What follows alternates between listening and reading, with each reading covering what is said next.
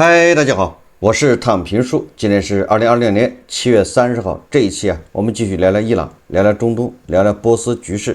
今天是美國和以色列對伊朗進行混合治療的第153天，同時也是哈梅內伊、穆杰塔巴音信全無、人間蒸發的第153天，也是老哈梅內伊悟道成仙的第153天。美國和伊朗之間短暫的停火因伊朗襲擊約旦美軍基地而又重新開啟。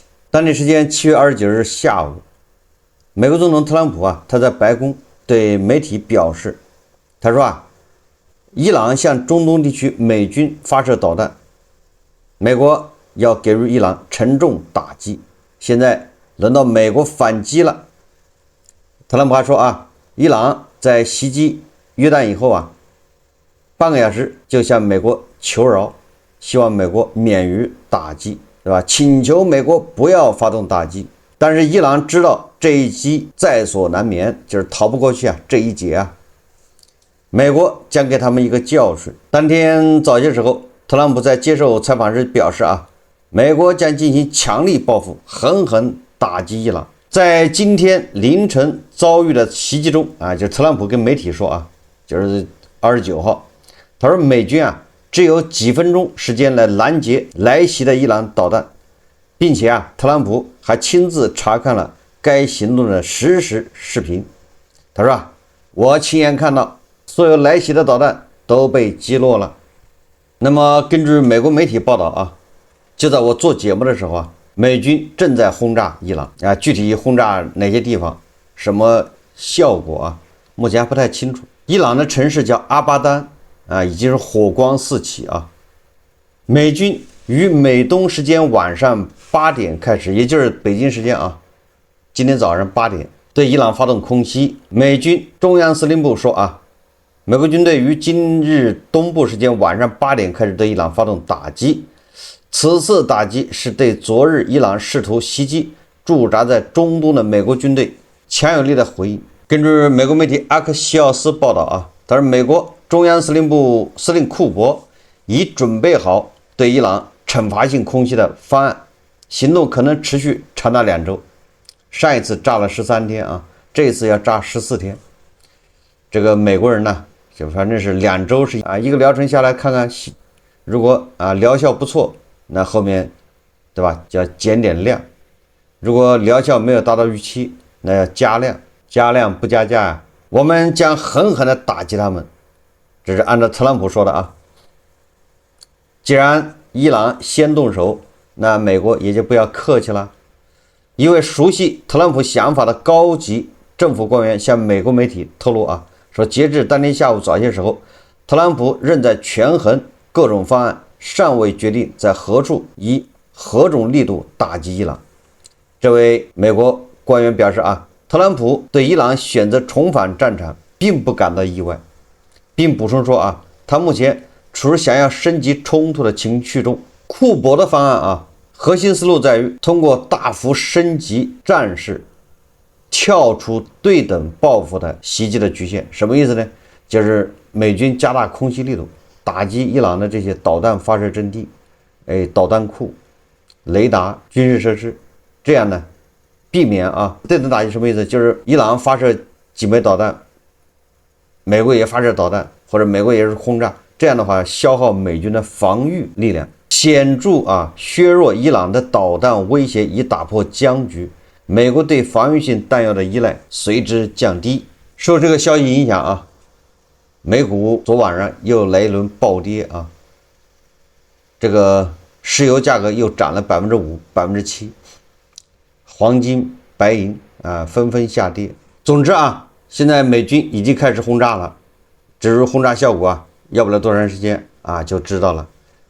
那這一輪轟炸應該是比上一輪還要猛烈這個伊朗人呢把埃及的一艘液化天然氣終端叫達米埃塔港的 LNG 終端給炸了，就實際上就是個專門運送液化天然氣的船。一艘液化天然氣運輸船呢於埃及海岸附近遭伊朗無人機襲擊，這個也促使特朗普對吧？這個做出強力回應。特朗普不能再忍了，忍了一天啊，這狼子有點蹬鼻子上臉。你想都打到埃及去了，埃及的这個一艘液化天然氣運輸船被狼子給炸了，叔叔能忍啊，嬸嬸忍不了了。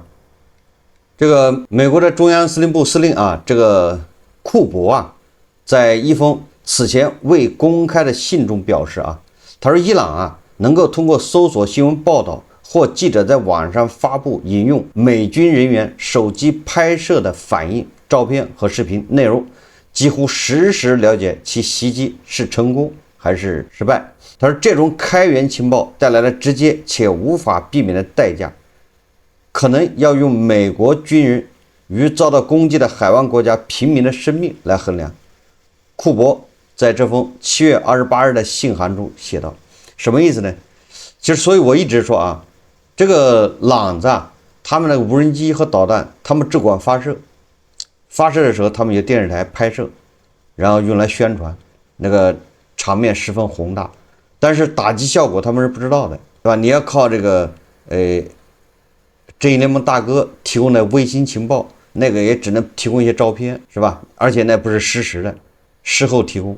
那狼子靠什麼來確認擊中目標或者沒有擊中呢？都是靠這些網上流傳的這些視頻，而這些視頻恰恰啊都是美軍士兵自己拍的，或者是當地的啊老百姓拍的發到網上。我記得啊，現在烏克蘭啊，俄羅斯對烏克蘭的轟炸炸的什麼樣子，這個在烏克蘭是不准拍攝的，你拍了也不能發到網上，這個都是叫什麼危及國家安全。我記得咱們還有一個中國的網紅在烏克蘭，對吧？他就是不知道拍了一個什麼導彈爆炸的那個一個地點，大概是這意思啊，然後就被烏克蘭安全局啊給找了麻煩，是吧？我們再說一說啊，這個伊朗和烏克蘭之間的事情現在進展，大家都知道啊，在前不久啊，烏克蘭人用無人機啊轟炸了里海上，就是現在伊朗的唯一的生命通道里海跟正義聯盟大哥之間的紐帶啊，把這一艘伊朗的船給炸了，而且澤連斯基還直接接受採訪時說了，沒錯，炸的就是伊朗的船，而且伊朗已經，對吧，在對烏克蘭宣戰了，這是澤連斯基說的。那麼昨天啊，烏克蘭的外長西比哈和這個伊朗的外長阿勒克齊兩人通話，阿勒克齊說啊，說烏克蘭已經道歉了，我要求他們賠償，對吧？你把民用的船只炸了，不能就這麼算了，要賠償。看上去啊，好像很嚴厲，實際上呢，這個事情我們也分析過，對吧？對烏克蘭來說倒不在乎，你衝烏克蘭發射導彈，烏克蘭叫獅子多了不癢，債多了不愁，對吧？不在乎多你的那幾顆導彈，因為人家每天都在接受啊俄羅斯的這個彈道導彈、巡航導彈連番轟擊。那為什麼會出現這種呢？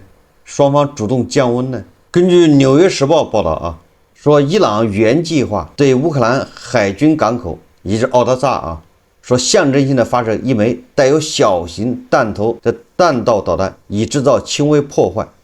不過後續外交斡旋使伊朗取消了發射計劃。什麼意思呢？也就是這個叫象徵性的報復一下，你炸我的船，我得表示我的反擊。所以伊朗人啊準備發射一枚帶有小型彈頭的，也就是說啊，給烏克蘭也不要造成太大的傷害，反正觉得让我打一下，那大家都是要面子的，对不对？你朝我發射導彈，我打的是你的船，你的船在運軍事物資，你打我的港口，對吧？那報復就得升級，那我也得報復你，那這樣就亂套了，對不对？那這樣之後啊，歐盟、北約說不定啊就被拖入到美國和伊朗的戰爭中。那這肯定是伊朗這些談判派啊、外交派、和談派他們所不願意看到的，因為他們不想升級，所以他們立馬啊義正言辭的對這個烏克蘭在國內宣傳啊，說我們已經這個譴責了烏克蘭，然後讓烏克蘭賠錢，烏克蘭已經道歉了，烏克蘭已經認識到錯誤了。實際上是不行啊，因為伊朗的國內版本呢是不依不饒的。伊朗的媒體報道稱，伊斯蘭革命衛隊開始重新部署彈道導彈系統，有可能繼續要攻擊烏克蘭。就像對吧，這個革命衛隊啊，他也不聽這個文官系統的這個指揮或者建議，照樣打擊是吧？霍爾木茲海峽這個商船一樣的啊，也就是這個伊朗的強硬派，他也不會理會那些談判派穿西裝的，他們恐怕擅自自行打擊烏克蘭进行報復，所以这個事情還要升級。為什麼呢？這個伊朗議會國家安全委員會成員議員伊布拉辛·雷扎伊，就是那個最高領袖的軍事顧問這個雷扎伊他就直接點名批評伊朗的外長阿拉格齊，說他接受烏克蘭關於此次襲擊並非故意的解釋，而不是驅逐烏克蘭駐伊朗臨時代辦，也就是強硬派批評這個外交部長軟弱。雷扎伊指出澤連斯基已公開承認了此次行動，並認為阿拉格齊的回應無異於再次羞辱伊朗伊斯蘭共和國。你這個投降派，對吧？你這個賣國求榮。所以我們接下來就要關注伊朗的伊斯蘭革命衛隊這些強硬派會怎麼反擊烏克蘭，還是說就這麼忍了？這也充分的反映伊朗國內這個內鬥加劇，誰也不聽誰的。這恰恰說明特朗普的談判就是一個笑話。你到底跟誰談呢？有什麼用呢？第二個就是美國和沙特聯合打擊這個伊拉克的什葉派民兵。美國中央司令部說美國和沙特阿拉伯軍方對伊拉克境內與伊朗結盟的恐怖分子發動空襲。路透社報道，美國中央司令部7月28日發布聲明，7月28日，美國中央司令部和沙特武裝部隊在伊拉克對伊朗支持的恐怖分子進行了精確打擊。這些恐怖分子受伊朗伊斯蘭革命衛隊指使，試圖襲擊美軍和沙特的能源基礎設施。聲明警告伊朗革命衛隊及其代理武裝必須停止這種襲擊，否則美國將採取進一步軍事行動。關鍵這次打擊給伊朗的衛隊造成了不小的損失。美沙聯軍針對伊朗支持的什葉派民兵，這個民兵這個伊拉克的什葉派民兵分支非常多它並不是一個統一的組織，但是背後都有伊朗人支持。那麼美國和沙特打擊的這一支叫人民動員力量，叫 PMF 也是一個什葉派民兵組織，伊朗支持的武裝團體組成了一個聯盟，表面上還接受伊拉克軍方指揮。那麼前天的打擊造成了6名伊朗顧問死亡，這問題就大了吧？沙特國防部發言人土耳其馬爾基少將證實，沙特部隊參與了與美國協調行動，針對伊拉克境內親伊朗民兵目標。這些空襲是對近期無人機發射和對沙特石油設施襲擊未遂的回應。所以讓人感覺沙特和美國的這次襲擊人家就是奔着伊朗人去的，因為對吧？這個地方有伊朗革命衛队的顧問，而這個什葉派民兵死了20個人，有6個就是伊朗的顧問，所以到底奔着誰去的？這是一次對伊朗伊斯蘭革命衛隊顧問的定點清除和擊殺。關鍵是伊朗吃了虧還不敢承認，這是最大的問題2020年7月30號，伊朗電視台報道說德黑蘭與沙特阿拉伯王國遭受來自第三國的攻擊沒有任何關係，也就是沙特阿拉伯那煉油廠被無人機炸，跟伊朗沒關係。你看伊朗人厲害吧？他拒不承認，說近期有關德黑蘭方面涉嫌襲擊沙特阿拉伯的指控，伊朗軍方通過軍事消息人士以及官方渠道發表聲明，堅決否認，強調任何指控德黑蘭參與襲擊沙特的言論均屬誤判與缺乏事實依據揣測，並指出伊朗與此類襲擊毫無關聯，相關指責純屬誤解。什麼意思呢？就是伊朗人家全面否認不僅自己沒有去炸沙特的煉油廠和沙特的設施，那些第三方炸沙特的跟我也沒關係，跟伊朗沒有關係。為什麼會做這個聲明呢？伊朗一般的對吧，他主動承認是我打的，比如打約旦、打巴林、打阿联酋，對吧？他第一時間承認，不僅承認，還提前性告知我要打。理由很簡單因為沙特特殊，沙特跟巴基斯坦是軍事同盟。伊朗如果你敢承認他可以打，就是伊朗可以發射無人机導彈炸這個沙特，但是你不能承認。你只要一承認，那沙特他怎麼辦呢？他也只能承認。兩人都一承認，那完了，那巴基斯坦就得捲入，因為沙特和巴基斯坦是軍事同盟共同防禦那沙特遭到打擊了，你巴基斯坦不上嗎？你的履约啊。所以说啊，伊朗人坚決不承認。那沙特一看，他也對吧，含含糊糊，什麼意思呢？就是中東的這些王爺國啊，還是前怕狼後怕虎，投鼠忌器，還是害怕把自己那些瓶瓶罐罐給炸掉了。畢竟好多煉油廠對吧？那個世界上最大的煉油廠都在沙特。也許啊，是為了安撫這個萬斯。根據美國阿克西奧斯媒體報道啊，沙特的國防大臣哈利德·本·薩勒曼應該是在美國參加那個格雷厄姆的葬禮。然後這個本·薩勒曼他就見到了美國總統萬斯，他就跟萬斯說他說儘管呢，美國和沙特昨天在伊拉克境內的活動受到伊朗支持的民兵組織進行了聯合打擊，但沙特仍傾向於伊朗緩和關係。這個沙特的國防部長、國防大臣哈里德，他跑去找萬斯說這個什麼意思啊？因為大家都知道萬斯就是主和派，萬斯就不願意對伊朗升級，對吧？軍事行動不能升級，這個恰恰也反映了沙特人的心態。他找萬斯去說去了，他怎麼不找盧比奧呢？找盧比奧肯定勸他，是不是堅持接着打。哈里德表示他說針對沙特基礎設施和能源設施的襲擊已經越過了一條紅線，使得軍事反擊成為必要。然而他強調他說這些打擊不應被解讀為轉向升級，而應被視為沙特準備在必要時自衛，並阻止也門胡塞武裝對該國進行類似襲擊的體現。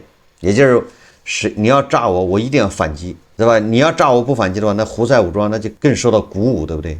那更来炸我。這第二個呢，我這反擊雖然很猛，但是不能認為是升級，就對吧？勸這個萬斯，跟萬斯有共同語言所以這個恰恰反映這個沙特這個國家他的那個矛盾的心態。自己挨炸了，他不敢承認，面帶微笑。為什麼呢？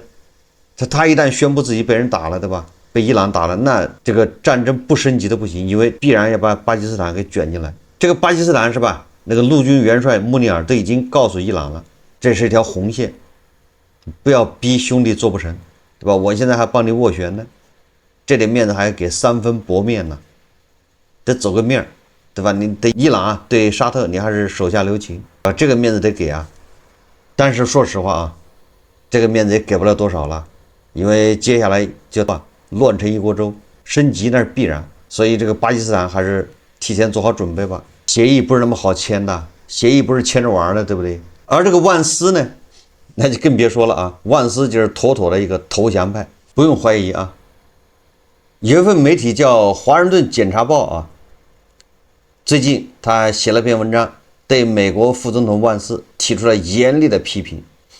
他這個文章說把這個萬斯跟前蘇聯的那個戈爾巴喬夫相提並論，說戈爾巴喬夫無論是否出於本意終結了蘇聯而被歷史記住，而萬斯堅信自己是在恢復現實主義，實際上卻在拆解西方通過力量威懾對手的能力。那麼這個華盛頓檢察報它這文章的標題叫萬斯的伊朗幻想可能讓美國付出一切代價的，這個是一個深度評論文章文章從這個強硬保守派外交如國家安全視角出發，對美國副總統萬斯推動的对伊朗和談如簽署備忘錄的路線提出了嚴厲的批評。他主要是批評這麼幾點第一個說，萬斯在接受播客採訪的時候曾表示，美軍的軍事行動旨在迫使伊朗回到談判桌。文章說他這種思路反映了孤立主義者的天真。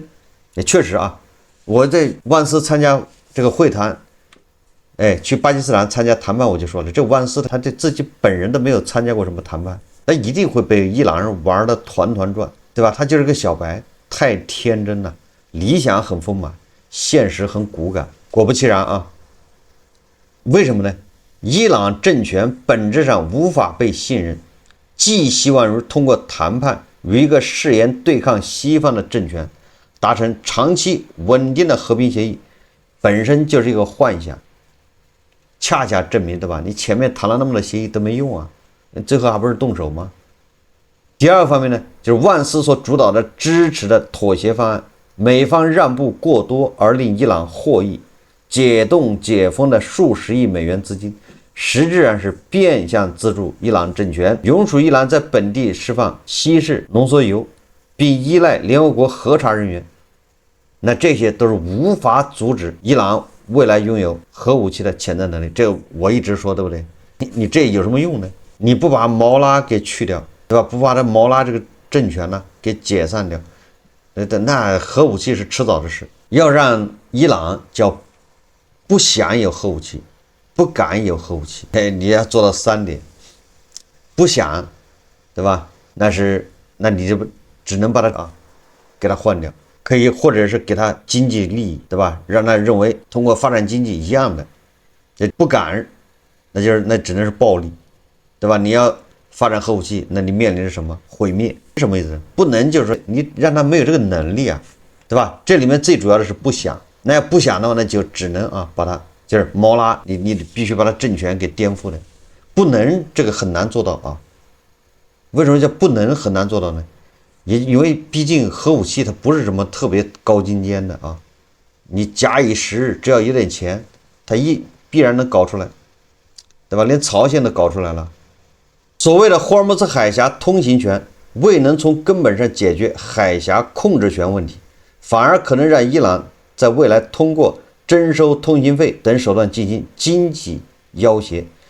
第3個呢，文章指出針對萬斯協議的替代方案，簡單說就是無協議與持續威懾的策略。鑑於伊朗內部缺乏能夠真正履行約束性條約的代表，也就是誰說話都不算數，任何談判都是必敗的命題，所以應該通過持續的軍事打擊與海上封鎖削弱伊朗實力，直接摧毀其核設施與海上要挾能力，而不是寄希望於外交，簽署一份紙面協議。我想這個華盛頓檢察報這篇文章，那也代表了很多美國的人的一個心聲，对吧？或者美國這個精英分子的一個心聲呢。文章警告說萬斯急於通過外交妥協結束衝突的傾向，可能會讓美國在戰略、經濟和國家安全上付出高昂的代價。就在上個月，這家媒體還發表了一篇文章，題目是“萬斯是我們時代的戈爾巴喬夫”。核心觀點就是正如前蘇聯領導人戈爾巴喬夫通過改革和開放無意中加速了蘇聯帝國的解體一樣，萬斯如今也在通過向強敵妥協、削弱盟友利益，在無意中拆解西方賴以生存的威懾架構，淪為管理力量衰退的美國版的戈爾巴喬夫。文章還批評萬斯在未讓以色列參與談判的情況下，向德黑蘭提供高達3440億美元的制裁經濟資產解凍和投資渠道，同時還向以色列施壓，要求其對真主黨讓步，並以限制以色列自身的核威懾力為誘餌，換取伊朗紙面上的核限制。這無異於給以色列設置了核陷阱。文章寫道說萬斯將伊朗的核彈道導彈與以色列的自衛能力等同起來，並就和平進程對耶路撒冷的以色列政府進行說教，這崩潰了道德底線。伊朗是一個輸出革命和恐怖主義的政權，而以色列是在捍衛自由社會免遭消滅。萬斯將兩者視為平等的道德實體，是披着戰術的語言外衣，意識形態上的投降。文章還引用俄語改革一詞，把萬斯作為定義為萬斯改革、萬斯變革認為萬斯以美國優先口號掩蓋了一種多邊主義的衝動，特權化與敵人拍握手照達成協議，而不是維繫和平的盟友關係和軍事優勢。這其實是美國管理權力的撤退。文章認為萬斯這種向敵人妥協的框架正在被正常化，並可能成為未來共和黨外交政策的新基準。它讓人們接受了一種危險的觀念：西方的安全依賴於管控意識形態的手，而不是去擊敗他們。最後，文章認為戈爾巴喬夫是因為他無論如何是否出於本意終結了蘇聯而被歷史記住，而萬斯堅信自己是在恢復現實主義，實際上卻在拆解西方通過力量威懾對手的能力。所以說，在美国啊，这些保守派勢力那对万斯还是这个批评还是很大的。不管怎麼說啊，美國現在是騎虎難下，現在只有一條路啊，宜將勝勇追窮寇啊。那麼以色列總理內塔尼亞胡啊，這次去了美國，和特朗普已經聊完了啊，雙方聊得怎麼樣呢？按照內塔尼亞胡的說法，那聊得還是相當不錯的。第一個啊，說消除伊朗的核威脅，而不僅僅是對德黑蘭政權採取軍事行動。什麼意思呢？啊，這個內塔尼亞胡說啊，你不管用什麼方式方法，這些重要的以色列人看結果就是伊朗人不能有核武器，這是總的基調啊。也就是你對伊朗打得再厲害，轟轟烈烈，對吧？或者不打談判，不管你是什麼手段，最終伊朗人是不能有核武器的，這個必須，這一點是原則。第二個呢，說以色列是否採取軍事行動，決定權在美國總統手中，除非伊朗選擇攻擊以色列，而伊朗人明白以色列會做出回應。什麼意思呢？也就簡單點說啊，就是我以色列已經做好準備了，就等着特朗普一聲令下。你特朗普一聲令下，我就上。這是第二個呢，你特朗普不命令，不同意，但是如果伊朗要打我們，對吧？那以色列也上，就是反正以色列已經做好準備。最後就是一些網絡傳言啊，說路透社啊援引3名消息人士的話報道，說伊朗預計將在數週內接受首批至多400套某大國製造的肩扛式防空導彈發射裝置。此次採購價值6000萬至7000萬美元，是自伊朗與美國和以色列爆發戰爭以來，德黑蘭為加強其短程防空能力所做的已知最大的努力之一。消息人士稱合同涵蓋購買300套至400套便攜式防空導彈系統，其中包括大國製造的什麼反正肩扛式吧。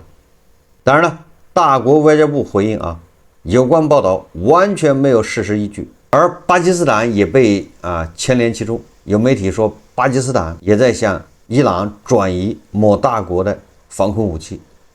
那麼巴基斯坦軍方公共關係部門表示有關巴基斯坦參與某大國如伊朗供應防空武器的猜測純屬捏造。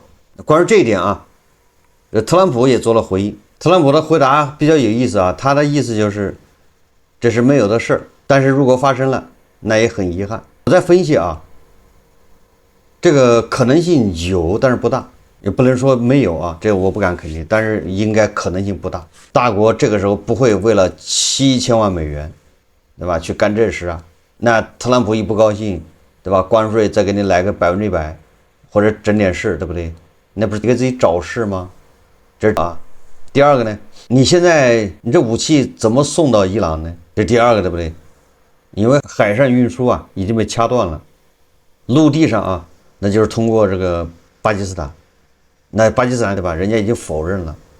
第三個就這些肩扛式的武器它主要是對吧登陸，防止美軍空降，起這麼個作用，但它不是打那個轟炸機或者是戰鬥機的，對不對？主要打低空飛行的什麼武裝直升機，阿帕奇對吧？或者是黑鷹或者是超低空飛行的那些戰鬥機，對吧？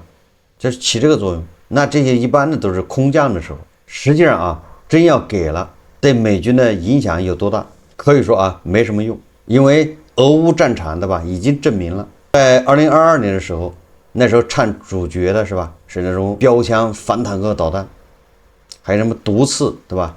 這個肩扛式導彈，這些東西佔主角。經常有媒體報道，你現在你說很久對吧？媒體都看不到這些武器了，早就被淘汰了，對吧？你肩扛式你準備打誰呀？你去哪兒打去現在都是無人機，對不對？所以說，我認為必要性不大。好，這期節目我們就聊到這裡，感謝大家收看。如果喜歡我的節目，歡迎訂閱、點讚、評論，謝謝大家。